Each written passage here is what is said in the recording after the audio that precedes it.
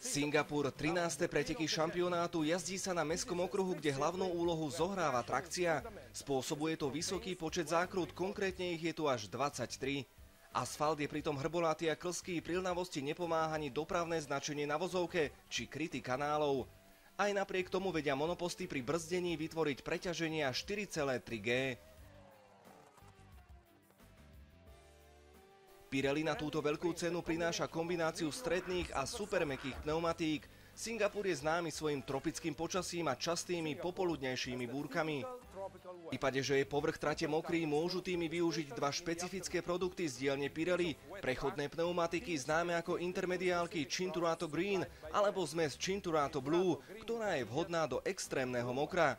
Tieto pneumatiky predstavujú evolúciu minuloročného obutia do dažďa. Konštrukcia zadných pneumatík bola pozmenená, aby zaistila zlepšujúcu sa trakciu a optimálne zahrievanie aj za mokra. Tento nový koncept pomáha redukovať riziko pretáčavosti a umožňuje jednoduchšie riadenie.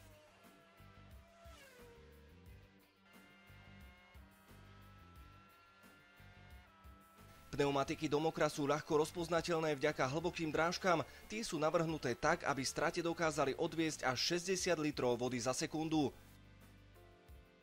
Intermediálky majú plyčšie drážky a za sekundu odstredia až 20 litrov vody.